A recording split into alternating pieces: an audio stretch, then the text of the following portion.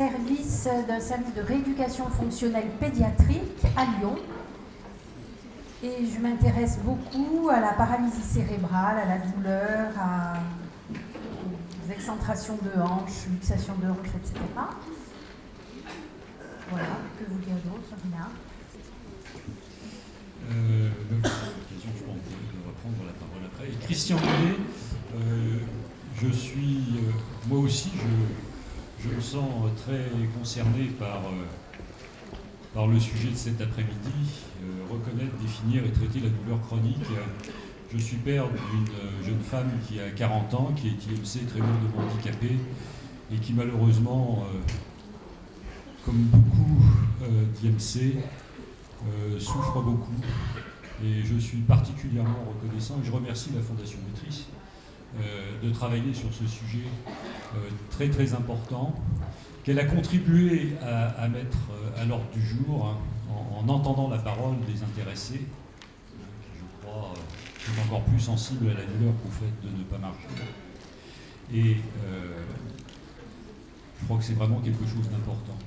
Je suis donc père d'une jeune femme donc, de 40 ans, je viens de vous dire, IMC, mais en même temps, je suis engagé dans le mouvement IMC au niveau de la Champagne-Ardenne, en tant que président, mais aussi aux côtés de la Fédération française des associations d'IMC, qui est ici représentée. Alors, je crois que pour ceux d'entre eux qui étaient là ce matin au démarrage, vous avez vu un film tout à fait intéressant sur la douleur et la façon dont elle est ressentie par ceux, dont elle est exposée plutôt par ceux qui la ressentent. Hein. C'est un film qui a été fait par Passerelle. Un certain nombre des personnes qui sont là cet après-midi ne l'ont pas vu, pour des horaires de train, pour différentes raisons. Et je pense que c'est vraiment tout à fait intéressant. Nous pensons qu'il est tout à fait intéressant. C'est un film qui dure 7 minutes. C'est tout à fait intéressant de le repasser pour qu'on soit tous bien imprégnés du sujet dont on va parler.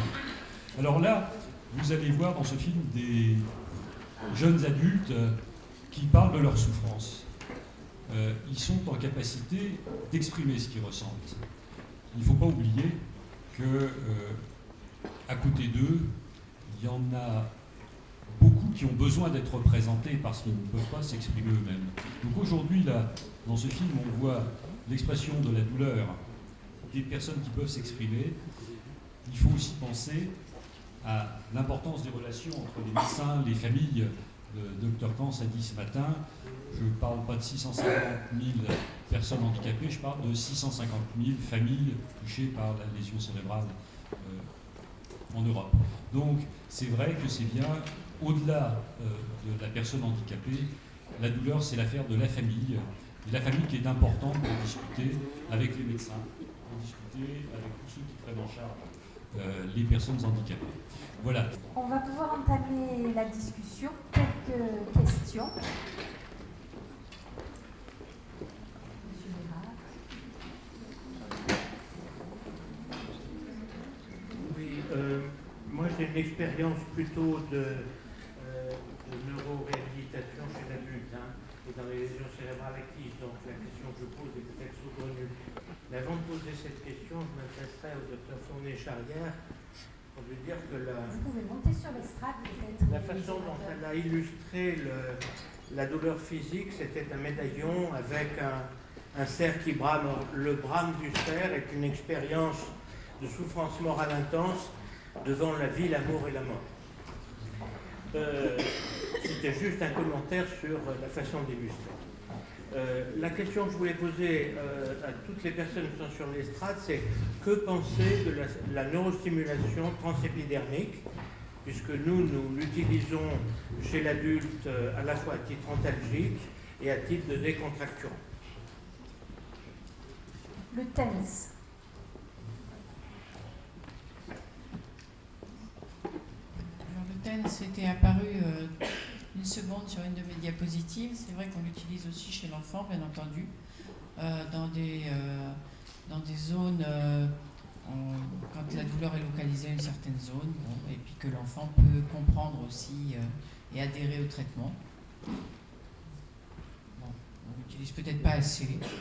C'est probablement intéressant, un complément, parce que souvent, dans mon expérience, il y a une certaine lassitude après qui s'installe, ou un effet qui s'épuise, mais je ne sais pas si les autres ici peuvent donner...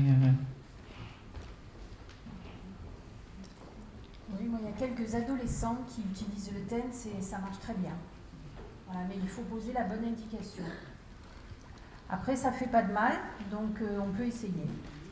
Et parfois, c'est assez impressionnant les bons résultats qu'on peut avoir. Tout le monde connaît ce qu'est le TENS? Peut-être vous pouvez dire un petit mot. Alors, le TENS, c'est donc un anagramme pour les termes anglais, mais en fait, ça veut dire électrostimulation transcutanée.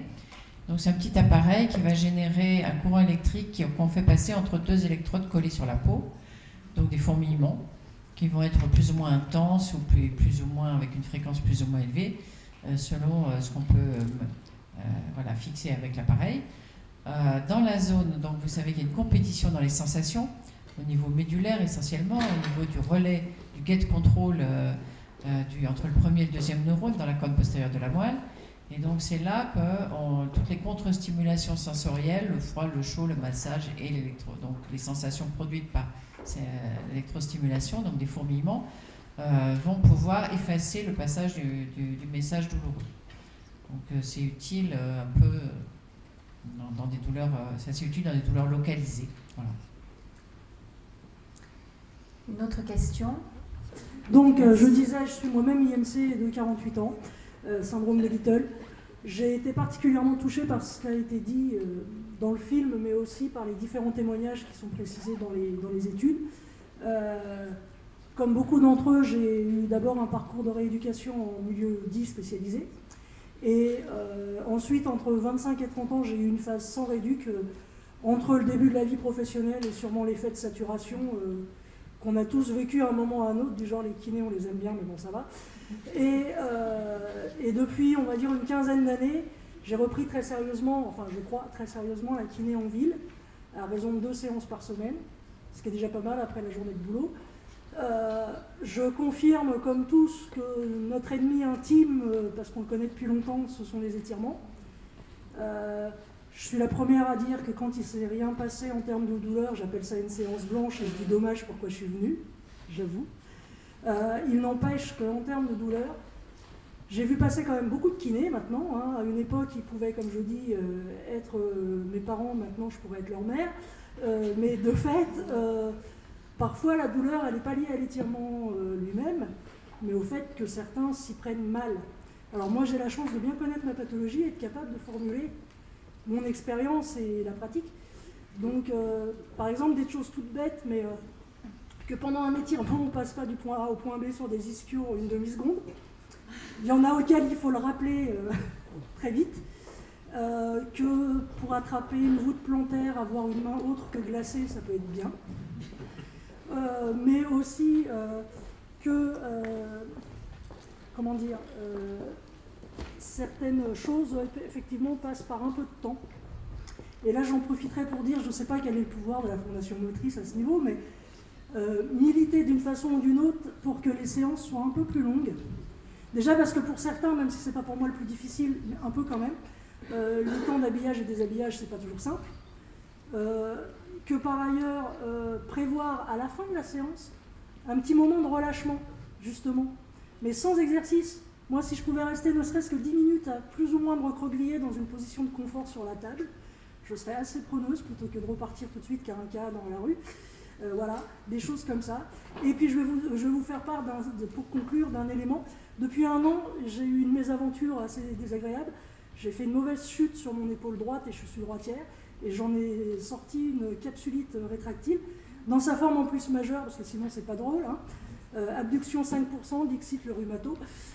Moralité, je fais depuis 2 mois la rééducation en piscine, pour mon épaule. Et je le savais par ma vie rééducative antérieure, mais en centre de rééducation, mais je constate à quel point mon corps et ma spasticité aiment l'eau, surtout quand elle est relativement chaude. Alors, si un jour la Fondation Motrice pouvait développer un projet financier ou quoi que ce soit pour développer en milieu quotidien quotidien et pas en centre de rééducation, des cabinets qui seraient équipés d'un espace aquatique. Je demande pas les Caraïbes, hein, mais là, vous voyez le bassin dans lequel je me rééduque, il est sur 12 mètres de long, 4 mètres de large, à 34 degrés. Perso, il pourrait être même un peu plus chaud, hein, pour la spasticité, mais bon, c'est déjà pas mal. Donc si certains cabinets pouvaient être aidés, ou si on pouvait mettre en place, je sais pas moi, estampillé cabinet de kinésithérapie, fondation motrice, je suis preneuse. Voilà.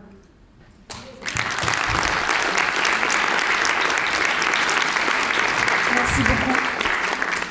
Je profite de votre intervention pour bien clarifier les choses. La kinésithérapie est très très très importante. Il ne faut surtout pas l'abandonner. Je suis très heureuse que vous ayez pu la reprendre parce que hélas, on a l'expérience... Quand je l'ai arrêtée, je savais que je la reprendrais. C'était juste que j'avais besoin d'un break. Parce qu'on a l'expérience maintenant d'enfants qui viennent de pays étrangers. Et ces enfants, ils ont, disons, une dizaine d'années, ils n'ont pas eu la chance d'avoir de la kinésithérapie régulièrement depuis leur toute petite enfance. Et c'est catastrophique. Et là, vraiment, ils ont des douleurs où c'est même pas la peine de leur demander de savoir s'ils ont des douleurs ou pas, et de voir leur déformation, pieds, en genoux, colonne. C'est affreux de les voir dans cet état-là. Donc, continuez la kinésithérapie, mais trouvez des bons kinésithérapeutes. Je l'ai trouvé. Moi, je veux juste rajouter que quand on a commencé l'étude, on a commencé à interroger les enfants, on s'est référé à la littérature et on était inquiet des chiffres de la littérature disant que 50% des enfants avaient mal en kinésithérapie. On ne s'attendait pas à savoir exactement ce qui faisait mal. Et moi, j'ai trouvé les résultats de l'étude plutôt rassurants. C'est-à-dire qu'en fait, il n'y a qu'un seul geste qui fait... Il faudra peut-être faire des études plus quantitatives, mais globalement, il n'y a qu'une seule chose qui fait mal en séance de kinésithérapie. Je crois que c'est ça qu'il faut retenir. Tout le reste est bénéfique, tout le reste est... Et évidemment, il ne faut pas dire que la kinésithérapie est douloureuse. Ce qu'il faut dire, c'est que dans la séance de kinésithérapie, probablement, ce qui est le plus douloureux, c'est les étirements, et il faut avoir une veille attentionnelle. Je pense qu'il ne faut pas aller au-delà de ce message-là, et effectivement rappeler que la kinésithérapie est là pour apporter des bienfaits, même si ça reste encore un petit peu à démontrer sur la fonction, etc. Bonjour, Éric de Sailly, Fondation Hélène Poidat. Une petite question par rapport, justement, un peu provocatrice, par rapport aux étirements. On a vu que c'était la situation douloureuse par excellence dans la kinésithérapie, mais à la lecture de la littérature, on peut aussi se poser des questions quant à leur utilité toute simple. Hein. Il y a une revue de littérature Cochrane en 2010 qui a montré que ça n'avait pas d'effet sur la prévention des rétractions. Ça a été confirmé ensuite par Wired sur la paralysie cérébrale. Donc, on a un faisceau de preuves actuel qui dit que les étirements ne préviennent pas les rétractions musculaires. La question qui reste, c'est pourquoi on en fait encore, alors qu'il y a d'autres façons de prendre en charge et qui sont plus validées, je sais pas, les plâtres, les installations, les appareillages.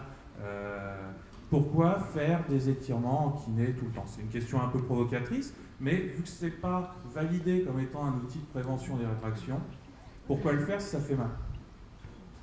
Alors avant de laisser la parole à mon collègue, les étirements sont quand même si ce n'est pas validé ou tout ce que vous voulez sur toute la scientifique, l'expérience, comme je vous disais, des enfants qui n'ont pas bénéficié des étirements depuis la petite enfance et qui arrivent multidéformés et douloureux, on ne peut pas imaginer que ce ne soit pas efficace. Quand on fait de la toxine botulique sur les adducteurs et que derrière on tire sur les adducteurs, on a des amplitudes nettement meilleures et des hanches qui se recentrent. Donc voilà, je crois qu'il ne faut absolument pas arrêter la kinésithérapie. Non, c'est pas ça que je dis. Ouais. L'activité physique, dirigée... Non, mais dans la kinésithérapie, les mobilisations le articulaires. renforcement musculaire, la découverte, l'éducation motrice sont tout un ensemble de situations qui rendent la kinésithérapie extrêmement précieuse. Mais les étirements spécifiques, il n'y a pas de preuves scientifiques de leur efficacité. Pourquoi les faire? Ça fait mal. Sylvain. Bon, éventuellement, oui, rajouter un petit...